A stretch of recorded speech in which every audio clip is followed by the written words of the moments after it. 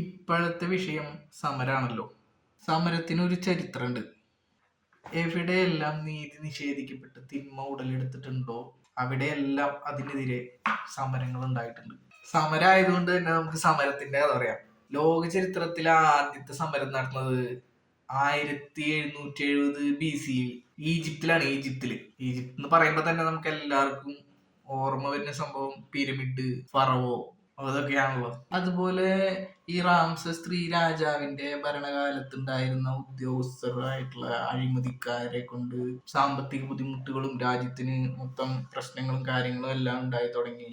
അപ്പൊ ഈ ജനങ്ങളുടെ റേഷനും വൈകി. സാധാരണ ജോലിക്കാരായ ജനങ്ങൾക്ക് റേഷൻ ഇല്ലാതെ വിശപ്പും ദാരിദ്ര്യവും വർദ്ധിച്ചു. അപ്പോ ഇതിനെതിരെ തൊഴിലാളികള് ബുദ്ധിമുട്ടിലായി. തൊഴിലാളികള് പരാതിയെല്ലാം കൊടുത്തു. തൊഴിലാളികൾക്ക് ഒരു പ്രോപ്പർ ആയിട്ടുള്ള പരിഗണന കിട്ടിയില്ല. കാര്യങ്ങളൊന്നും കൃത്യമായി വീണ്ടും നടക്കാതെ വന്നപ്പോ തൊഴിലാളികള് 1152 നവംബർ 14 ജോലിയെല്ലാം നിർത്തിവെച്ച് പുറത്തേക്ക് ഇറങ്ങി. ഫറവോന്റെ ശവകുടീരങ്ങൾ നിർമ്മിച്ചിരുന്ന ഡീർ അൽ മദീന എന്ന ഗ്രാമത്തിലെ തൊഴിലാളികളാണ് ആദ്യത്തെ സമരക്കാർ. ഇവര് അടിമകളൊന്നുമല്ല, ആർട്ടിസാൻസ് ആണ്. ക്രാഫ്റ്റ് കാര്യങ്ങൾ കൈകൊണ്ട് ജോലി ചെയ്യുന്ന ആളുകളാണ്. ഇവർക്ക് കൊടുക്കുന്നത് റേഷൻ. അപ്പൊ ഇവർക്ക് അതിന് പകരമായിട്ട് ധാന്യങ്ങളാണ് കൊടുക്കുന്നത്.